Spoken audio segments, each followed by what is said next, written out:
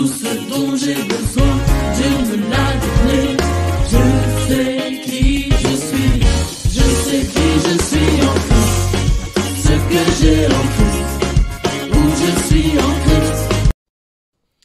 J'ai eu l'appel de Jésus à un moment de solitude à l'âge de 14 ou 15 ans, où j'ai eu une prise de conscience en fait, et qu'il est venu dans mon cœur montrant à quel point je n'étais pas toute seule.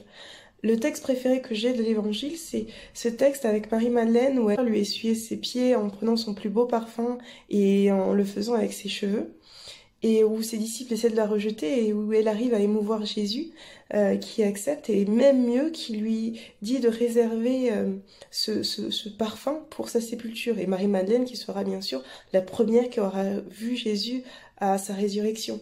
Et pour moi, c'est ça en fait, Jésus, c'est avant d'être un chrétien, c'est Dieu qui s'est fait homme pour nous montrer le message puissant d'amour qu'il a pour nous, c'est-à-dire que il n'est pas venu, comme il disait, pour ceux qui sont déjà sauvés, il est venu pour les pécheurs, c'est-à-dire pour ceux qui ne le sont pas forcément. Donc pour moi, en fait, dans l'église, mais surtout dans le monde, mon rôle, c'est pas d'aider le chrétien, mais d'aider ceux qui en ont besoin, en fait, les plus pauvres, ceux qui souffrent. Et pendant longtemps, j'ai eu peut-être à en faire un peu trop. Et en lisant les textes, j'ai bien vu qu'en fait, c'est pas forcément ce qu'il nous demande. Il nous demande de toujours essayer de faire de notre mieux pour pouvoir être quelqu'un de bien. Et c'est ce que j'essaie de faire au quotidien.